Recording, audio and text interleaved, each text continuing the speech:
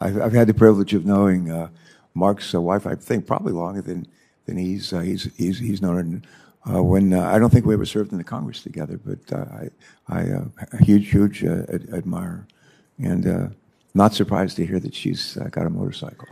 Tell her I said, "You go, girl." All right. Let me just to telegraph a pitch here, if I could. I'm going to ask each of you some questions. And then at the end of the question, if we're not joined by any other of our colleagues, Senator Padilla may join us. He's presiding right now. He's going to try to join us.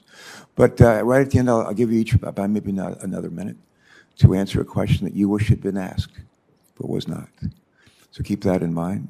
And I'm going to start off by, if I could, Ms. Howe, a question of you relating to the company you've been keeping with former governors like Mark Warner and Tim Kaine. And the question would be, what are some things that you learned from each of them about leadership that might be helpful for you if confirmed for this position?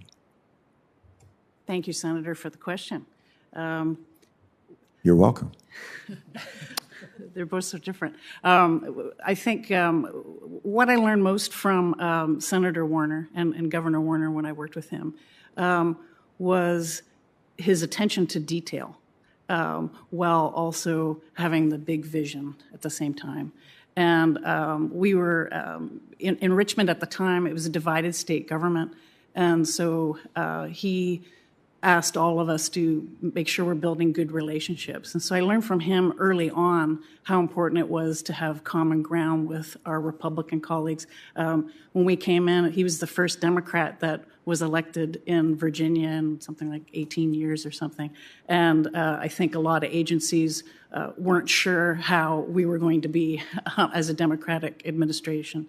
And so I learned early on the importance of building good relationships and finding common ground. From Governor Kaine, I think what I appreciate so much about him is that his kindness that comes through is a strength. And you can really feel that in all of his work. And so I took away from him that you can approach every challenge with openness and kindness and transparency.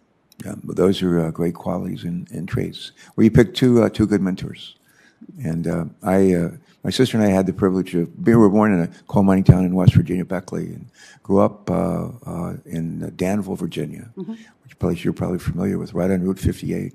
If you drive out Route 58 from Norfolk toward Bristol, you go past Danville, Virginia, you bisect my old paper route, where twice a day I would deliver the Danville newspapers as a kid.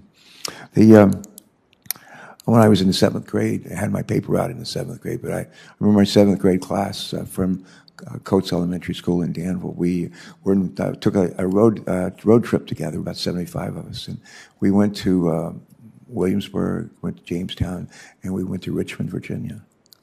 And we were in Richmond, off of our buses. We had our water pistols with us. It was May. And we were armed for whatever trouble we could get into. And we ended up in the Capitol complex, and we followed a sign that said, Governor's Office, right to the Governor's Office. Right to the Governor's Office. 75 armed 7th graders from Coates Elementary School.